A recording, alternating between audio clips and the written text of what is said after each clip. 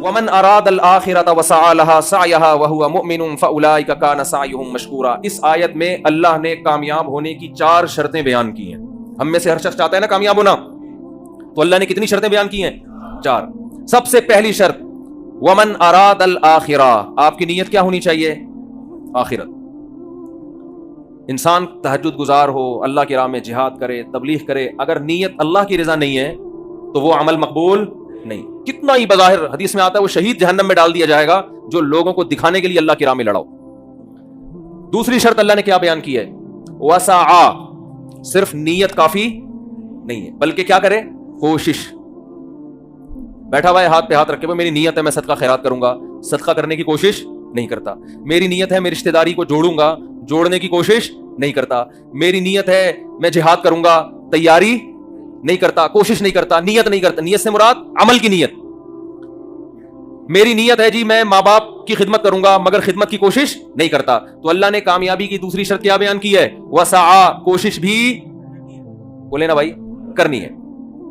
تیسری شرط وسعا لہا سعیہا, کوشش آخرت والی, اخپل طریقے سے کوشش. بولو بھائی اخپل تو سمجھتے ہیں نا, اخپل کوشش نہیں چلے گی. اب دیکھو فجر کی 2 رکعتیں ہیں نا, اگر میں کہوں کہ یار ایک اور ملا لو ساتھ میں, 3 پڑھ لو, بھائی میں کوئی غلط تو نہیں کر رہا نا کہ نبی امام نے 3 پڑھائی پبلک پکڑ لے گی امام کو, بھائی امام صاحب آپ سے بھولے سے ایسے ہوا ہے. امام صاحب کہتے ہیں استغفر اللہ, بھولے سے نہیں, میں نے جان کر پڑھی ہیں 3 رکعتیں. کیوں بھائی امام صاحب جان کر کیوں پڑھی؟ بھائی میں نے اس لیے پڑھی ہیں کہ 2 سجدے پہلی رکعت میں, 2 دوسرے میں, 2 اگر غریبی میں لگا دو تو کیا جا رہا ہے بھائی؟ 4 تو اللہ کی طرف سے فرض ہیں, 2 ہماری طرف سے کیا ہو گئے؟ غریبی ہو گئے. اور اگر تم لوگ کو تکلیف ہوئی ہے, ٹائم زیادہ لگ گیا ہے, تو کل نہیں کروں گا میں, چلو کل سے دوبارہ 2 رکعتیں پڑھاؤں گا. آپ چھوڑ دو گے امام کو؟ بولے گا بھائی دوبارہ پڑھا نماز, بلکہ آپ تو کہو گے پتہ نہیں عقیدے اس کے صحیح ہے بھی یا نہیں ہے, دوسرا امام لاؤ بھائی. اب وہ دلیل میں یہ دینا شروع کر دے کہ منع دکھاؤ, کہاں تیسری رکعت سے نبی صلی اللہ علیہ وسلم نے منع کیا ہے؟ کہاں نبی صلی اللہ, اور عقلی دلیل یہ دے کہ نبی کیسے اللہ کے سامنے سجدہ کرنے سے روک سکتے ہیں؟ ہم تو 4 کے 6 سجدے کر رہے ہیں.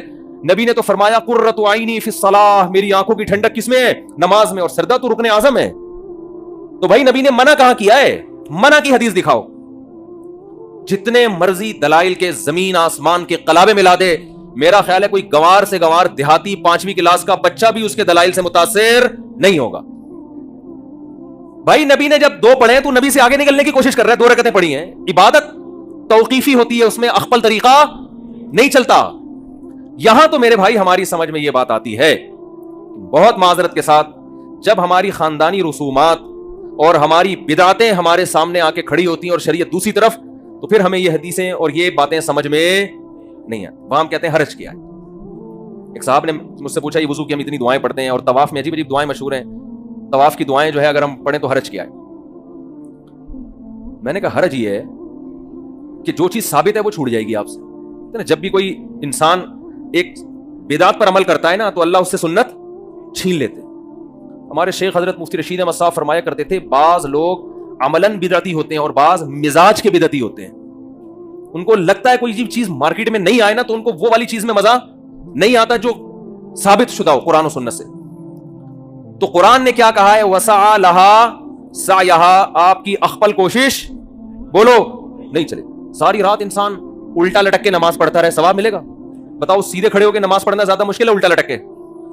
محنت زیادہ کون کر رہا ہے؟ سعا, کوشش تو وہ کر رہا ہے جو الٹے لٹک کے پڑھ رہا ہے, لیکن نماز کس کی ہوگی؟ جو تمیز سے سیدھا کھڑا ہو کے نماز پڑھ رہا ہے. تو ابھی کسی خاتون کا تھوڑی دیر پہلے فون آیا کہ میرے ابا کا انتقال ہو گیا تھا, ہم ہر جمعرات کو ان کے لیے کچھ لوگوں کو جمع کرتے ہیں, دعا ہوتی ہے. ہمارے جو پشاور سے تعلق رکھنے والے بھائی ہیں, پشاور والے بھائیوں کو بولتے ہوئے اتنا ڈر لگتا ہے کہ مجھے, یعنی کیونکہ ہمارے جو پشتون بھائی ہیں نا یہ غیرت میں بہت آگے ہیں, 100 دفعہ سوچنا پڑتا ہے کوئی زبان میں ذرا سی بھی دائیں بائیں کچھ لڑک گئی تو بھائی ہماری خیر نہیں ہے. مہمان نواز بھی بہت ہیں, بہادر بھی بہت ہے, لیکن بہت حساس بہت زیادہ. پشاور میں کے پی کے میں بہت معذرت کے ساتھ عادت ہے کوئی مر جائے نا تو جو تعزیتی پروگرام چلتے ہیں رشتہ دار کہتا ہے جو میت کا بیٹا کاش میں مر جاتا اور ابا یہ ذمہ داری مہمانوں کو نمٹانے کی سنبھال لیتے. یہ حالت ہو جاتی ہے. یعنی ان کا یہ ہوتا ہے, سب کی بات نہیں کر رہا بھائی, جو بیان سن رہے ہیں ان کے علاوہ کی, بندہ مر جائے نا جو تمبو لگنے کے بعد تعزیتی پروگرام، پھر قرآن خوانیاں، پھر دیگیں، پھر جو آ رہا ہے اس کو چائے، پھر ایک رسم میں جو آ رہا ہے دعائے خیر و شفا، اللہ تعالیٰ مغفرت نہ دے وغیرہ وغیرہ، پوری لمبی دعا. جو بھی آئے گا سب نے ہاتھ اٹھانا ہے. ہاتھ نہ اٹھائیں تو اس بات کا خطرہ ہے جہاں جنازہ لیٹا ہوا ہے تھوڑی دیر میں آپ بھی وہی لیٹ. میرا اندرون سندھ دورہ ہوا، مجھے نہیں پتا تھا ان کے یہاں میت بھی ہو گئی ہے، تو اور میت ہوئے بھی کئی دن ہو چکے تھے. میں وہاں گیا، میں تو سندھی حضرات تھے بڑے محبت کرنے والے، بیان سن رہے ہوں تو بھائی معذرت. تو ان کے کہیں والد صاحب کا 30-40 دن پہلے انتقال ہو گیا تھا. اب جو بھی آ رہا ہے نا 30-40 دن کے بعد بھی کیا کر رہا ہے؟ ہاتھ اٹھا کے دعا. مجھے پتا تھا یہ ان کی رسم ہے، جو نہ مانگے نا اس کو چھوڑتے نہیں ہے. 3 دن ویسے ہی تعزیت، اتنا لمبا غم کو کھینچنا شریعت میں ویسے بھی نہیں ہے نا. میں نے ارادہ کر لیا، میں نے کہا میں بس اخپل طریقے سے دعا مانگوں گا، ہاتھ نہیں اٹھاؤں گا. میں نے ان سے کہا، انہوں نے مجھے کہا وہ ہمارے ابا کا بھی انتقال ہو گیا تھا، دعا کرتے. میں نے کہا دل سے دعائے اللہ ان کی مغفرت فرمائے، ان کے درجات کو بلند فرمائے، ان کو ترقیاں. اتنی میں نے اپنے ابا کے لیے شاید دعا نہیں مانگی ہوگی جتنے ہاتھ اٹھائے بغیر ان کے ابا کے لیے دعا مانگی. انہوں نے کہا ہاتھ اٹھا کے ہو جائے. میں نے کہا بس یہ ہو گئی، بس اتنا کافی ہے. نہیں جی ہاتھ اٹھا کے ہو جائے. میں نے کہا ہو گئی نا دعا، دل سے دعا مانگی. تو کہہ رہے آپ ہاتھ کیوں نہیں اٹھا رہے؟ میں نے کہا دیکھو سب اٹھاتے ہیں، یہ ضروری سمجھ لیا ہے. کوئی چیز اپنے اوپر مسلط نہ کرو، ہنسی خوشی زندگی گزارو. جو زندہ ہے ان کی بھی فکر کرو نا، کچھ ان کو ٹینشن نہ دو. نہیں بھائی، پھر تھوڑی دیر میں بندہ آیا، ہاتھ اٹھائے، ہم بھی ڈھیڑ بن کے بیٹھ گئے تھے. پھر کیا ہوا جی، کھانا تھا، کھانے کے بعد ان کے دفتر میں گئے، کوئی ان کا افتتاح تھا، پھر انہوں نے کہا ہاتھ اٹھائے. میں نے کہا اللہ اس سے زیادہ میرے بس میں، یہ پکڑ کے مجھے ماریں گے. پھر میں نے ہاتھ اٹھا لیا. میں نے کہا اللہ میں تو چاہ رہا تھا لیکن یہ جبر میں آ جاتا ہے، اس سے زیادہ میرے بس میں نہیں. تو بھائی کیوں جو چیز شریعت سے ثابت نہیں ہے اس کے پیچھے کیوں اتنا پڑ جاتے ہیں؟ اربوں میں میتیں ہوتی ہیں، کتنے آرام سے انسان ہنستا کھیلتا دنیا سے جاتا ہے، اور کوئی قرآن خوانیاں نہیں ہوتی اس کے لیے، کوئی بڑے بڑے پروگرام نہیں ہوتے. ما تعالی الایمان ما قدر اللہ. عربوں کی زبان پہ 2 جملے ہوتے ہیں، ما قدر اللہ جو اللہ نے مقدر کیا، ما تعالی الایمان خوشی کی بات ہے، ایمان پر گیا. دعا کرتے رہتے ہیں بیٹھ کے اس کے لیے. ہمارے ہاں کیا پروگرام، تمبو لگتے ہیں، وہ آ رہا ہے، پھر جا رہا ہے کوئی، پھر وہ جو بیچارے جو پیچھے لواحقین ہیں، مجھے خود KPK سے فون آتے ہیں، کہتے ہیں ہمارے ہاں مفتی صاحب میت ہو جائے اتنا. تو ایمان کے بغیر کوئی نیکی مقبول نہیں ہے. مجھ سے لوگ اکثر پوچھتے ہیں یہ اتنے بڑے بڑے سائنسدان تھے، انہوں نے انسانیت کی اتنی خدمت کی ہے، اور آپ کہتے ہو یہ جنت میں نہیں جائیں گے، تو ان کو کوئی آخرت میں بدلہ نہیں ملے گا. ایسا کیوں ہے بھائی؟ اسلام ایسا سخت نظریہ کیوں سکھاتا ہے؟ میں ان سے کہتا ہوں دیکھو ان بڑے بڑے سائنسدانوں نے آپ کی خدمت کی، جس کی وجہ سے آپ کو ان سے اتنی محبت کہ آپ کو ان کا جنت میں نہ جانا اور جہنم میں جانا برا لگ رہا ہے. تو جس اللہ نے ان پر اتنے احسانات کیے تو اس اللہ سے ان کو تعلق کیوں نہیں تھا؟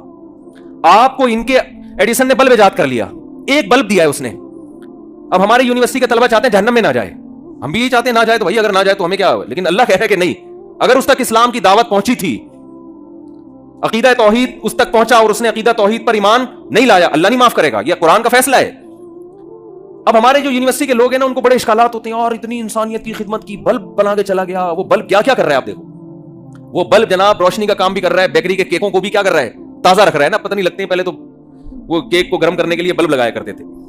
تو کتنی خدمت کر کے چلا گیا وہ، اور یہ مسلمان لوگ کہتے ہیں کہ وہ جنت میں نہیں جائے گا. تو بھائی اس نے ایک بلب دے کر آپ پر احسان کیا، اور آپ کو اس کا جنت میں، اس کا جہنم میں جاتے ہوئے ترس آ رہا ہے کیونکہ آپ کا محسن ہے. تو جس خدا نے سورج دیا، چاند دیے، جس خدا نے ایڈیسن کو پیدا کیا، جس خدا نے اتنے بڑے بڑے ان لکم فی الانعام لعبرا نسقیکم مما فی بطونہ من بین فرث ودم لبنا خالصا سائغا للشاربین. قرآن کہتا ہے سوکھا چارہ ہم ان جانوروں کو کھلاتے ہیں، سوکھے چارے کو تم رگڑ کے دیکھو تیل کا ایک قطرہ نہیں نکلے گا، لیکن اس جانور کو کھلاتے کیسا چکنا گاڑا دودھ اس سوکھی گھاس سے اللہ نکال کے دکھاتا ہے. اور اس خالصا فرمایا کہ نہ اس میں گوبر کی بدبو نہ خون کی بدبو. ایک ہی فیکٹری میں اس چارے سے گوبر بھی بن رہا ہے، خون بھی بن رہا ہے، دودھ بھی بن رہا ہے، لیکن اس فیکٹری میں جہاں دودھ تیار ہو رہا ہے نہ گوبر کی بدبو آتی ہے نہ خون کی رنگت. خالصاً یہ اس کا کلر دیکھو اور مزہ دیکھو، سائغا للشاربین پینے والوں کے حلق میں پھسلتا چلا جاتا ہے. بتاؤ دودھ کی ایجاد عجیب، زیادہ عجیب ہے یا بلب کی ایجاد؟ دودھ کی ایجاد بلب سے کئی گنا زیادہ عجیب. اور یہ دودھ اگر ہمیں پینے کو نہ ملے، ان بلبوں کو ہم خود ٹینشن میں آ کے اپنے ہاتھوں سے توڑ کے ختم کر دیں گے. کس قدر بڑی نعمت جس خدا نے، اور یہ ایک نہیں ہے، وَإِن تَعُدُّوا نِعْمَةَ اللَّهِ لَا تُحْصُوهَا. قرآن کہتا ہے اگر ایڈیسن کی نعمتوں کو گنو گے 4-6 سے زیادہ اس کی چیزیں نہیں ملیں گی، اور وہ بھی اللہ کی دین ہوگی. اللہ نے اس کی کھوپڑی میں ڈالا ہوگا کہ تو یہ بنا دے، خود سے نہیں جاتا کچھ کسی کا دماغ. اور جب اللہ کی نعمتوں کو تم گننا شروع کرو گے، لا تحصوها، تم قیامت آ جائے گی ان نعمتوں کو شمار نہیں کر سکتے تو اس خدا سے جب تک آپ کو محبت نہیں ہوگی, اس خدا کے احکام کا التزام نہیں کرو گے, تو جنت میرے بھائی اللہ نے بنائی ہے. جس خدا نے جنت بنائی ہے وہ اپنے پرچے میں پاس ہونے والوں کو اس جنت میں داخل کرے گا. اس کا اپنا معیار ہے, جنت کا ہمارا اخپل معیار نہیں چلے گا, اس کا اپنا معیار ہے, اس معیار پہ پورا اترنا پڑے گا. اس سائنسدانوں کی تھوڑی ہے جنت جو ہم کہیں کہ جی سائنسدانوں نے بنائی ہے. جس خدا نے بنائی ہے وہ کہہ رہے میرے معیار پہ چلو. ایک چھوٹی سی بات کر کے اپنے بیان کو ختم کرتا ہوں. دیکھو, آپ گھر سے باہر بہت اچھے ہیں دوستوں میں, باپ آپ کو اچھا جب کہے گا جب آپ باپ کے ساتھ اچھے ہو, دوست آپ کو اچھا جب کہے گا جب آپ دوست کے ساتھ اچھے ہو. اچھائی اور برائی کا جو معیار ہے وہ ہر ایک کا دوسروں سے مختلف ہے. بیوی آپ کو اچھا جب کہے گی جب آپ, جو بیویاں میرا بیان نہیں سن رہی ان کی بات کر رہا ہوں, جو خواتین یعنی لوگوں کی جو بیویاں, آپ کا پتہ نہیں کتنی بیویاں مولوی صاحب نے رکھی ہوئی ہیں, تو لوگوں کی بات کر رہا ہوں کہ عورت اس شوہر کو اچھا کہے گی جو پوری توجہ کس کو دے, بیوی کو, لیکن ساس اس شوہر کو اچھا, اس بیٹے کو اچھا کہے گی جو پوری توجہ کس کو دے, ماں کو. تو میرے بھائی ہمارے ہاتھ میں اگر جنت ہوتی تو پھر ہمارے معیارات دوسروں سے مختلف, ہر شخص کا اپنا معیار. جنت چونکہ اللہ نے بنائی ہے لہذا معیار بھی کس نے رکھا ہے, اللہ نے. اللہ کہتا ہے جو سب سے پہلے میرے ساتھ مخلص ہوگا اس کو میں جنت میں داخل کروں گا. تو یہ اللہ کا معیار ہے. تو اللہ نے 4 شرطیں بیان کی, یاد رہیں گی. نیت اچھی ہو, نمبر 2 کوشش بھی کرے, نمبر 3 اس کوشش میں بدعتوں کو شامل نہ ہونے دے, اور نمبر 4 عقیدہ بھی اس کا صحیح ہو. یہ 4 کوشش ہوگی تو اللہ فرماتے ہیں فَأُولَٰئِكَ كَانَ سَعْيُهُم مَشْكُورًا, ان کی کوشش کا صرف بدلہ نہیں ملے گا, بہت اچھا بدلہ ملے گا. مشکورہ کا یہ مطلب ہے صرف بدلہ نہیں بلکہ جتنا کرو گے کم سے کم 10 گنا, اور اس سے زیادہ اللہ جس کے لیے چاہے بڑھا.